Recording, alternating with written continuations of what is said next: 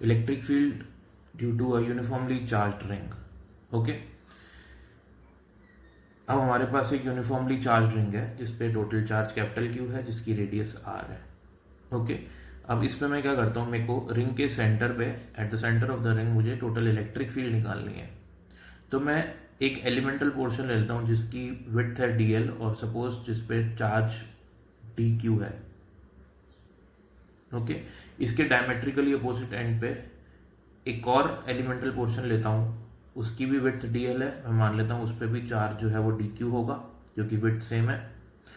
और इन दोनों elemental portions की वजह से जो इलेक्ट्रिक फील्ड होगी सेंटर पे वो देखते हैं। इस एलिमेंटल पोर्शन की वजह से इलेक्ट्रिक फील्ड होगी इस डायरेक्शन में, मैग्नीट्यूड होगा डीई। इसके जस्ट डायमेट्रिकली अपोजिट जो दूसरा सेक्शन है उसकी वजह से जो इलेक्ट्रिक फील्ड होगी वो जस्ट इसके अपोजिट डायरेक्शन में होगी, उसका मैग्नीट्यूड भी डीई होगा।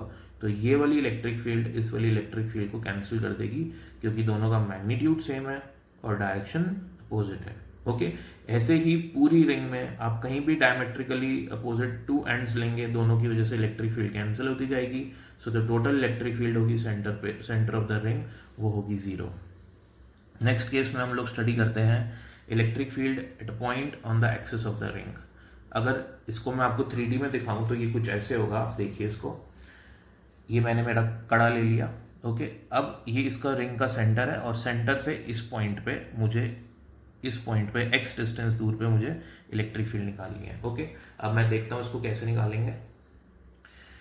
तो अगेन रिंग का रेडियस r है, टोटल चार्ज q है, यहाँ से सेंटर से डिस्टेंस, सेंटर को मैं o मान लेता हूँ, सेंटर से डिस्टेंस इस p पॉइंट का है x। ओके, सिमिलरली जैसे हम करते हैं, मैं एक एलिमेंटल पोर्शन लेता हूँ जिसकी विड्थ dl है और जिसपे चार्ज dq है।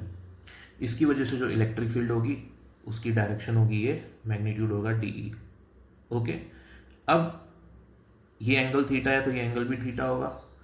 इस इलेक्ट्रिक फील्ड के दो कंपोनेंट होंगे, एक होगा dE cos थीटा, दूसरा होगा dE sin थीटा। ओके, इसके डायमेट्रिकली अपोजिट कंपोनेंट ले लूँ मैं, एलिमेंटल पोर्शन, उसकी वजह से इलेक्ट्रिक फील्ड होगी इस डायरेक्शन में। ओके, उसका भी एक हॉरिजॉन्टल कंपोनेंट होगा और उसका वर्टिकल कंपोनेंट ऐसे जाएगा अपवर्ड, क्योंकि ये इलेक्ट्रिक फील्ड की डायरेक्शन है, वर्टिकल कंपोनेंट अप साइड होगा उसका।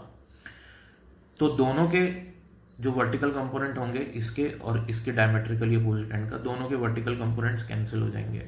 ऐसे ही सभी पोर्शंस में भी होगा। तो जो नेट इलेक्ट्रिक फील्ड होगी वो सिर्फ हॉरिजॉन्टल कंपोनेंट की होगी, सभी पोर्शंस के हॉरिजॉन्टल इलेक्ट्रिक फील्ड के कंपोनेंट की वजह से होगी। ठीक है, तो मैं यहाँ लिख सकता हूँ कि जो द टोटल इलेक्ट्रिक फील्ड और the integration of D sine theta will be zero. That means कि जो सभी एलिमेंटल पोर्शंस की जो इलेक्ट्रिक फील्ड होगी, जिनका वर्टिकल अपवर्ड और वर्टिकल डाउनवर्ड कंपोनेंट जो भी होंगे वो कैंसिल हो जाएंगे। ओके, तो जो टोटल इलेक्ट्रिक फील्ड होगी पॉइंट पी पे वो किसकी वजह से होगी, सभी एलिमेंटल पोर्शंस के हॉरिजॉन्टल कंपोनेंट की वजह से, that is integration of d E cos theta.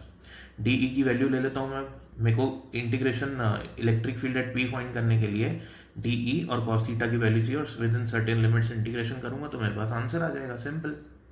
D E की वैल्यू क्या होगी, k d q by this distance, देख सकते हैं हम, k d q by square of this distance. Okay, next page पे देखते हैं।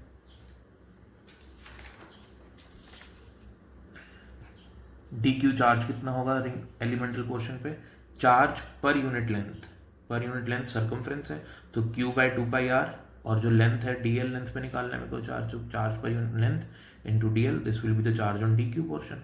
ओके, तो मैं यहाँ डी ई कॉस थीटा की वैल्यू डाल देता हूँ। डी ई है मेरे पास k d q by r square into cos theta, and this is my cos theta. From this diagram you can find the value of cos theta.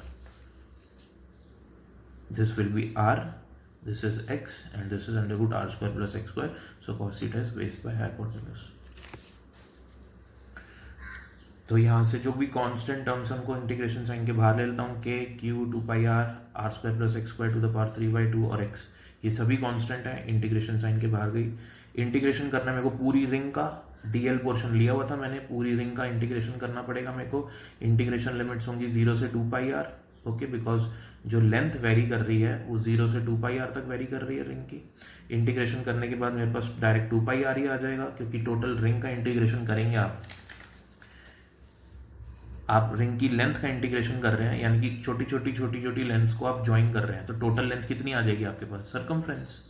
तो इसलिए आपके पास जो इंटीग्रेशन आएगा इसका वो 2πr आ जाएगा।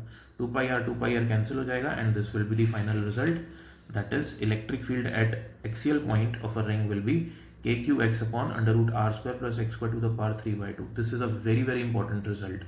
इसी रिजल्ट को यूज करके हम लोग आगे कई सारे डेरिवेशंस करेंगे और इस पे बेस्ड कंपटीशन और बोर्ड्स में भी क्वेश्चन पूछे जाते हैं। So this is the final result.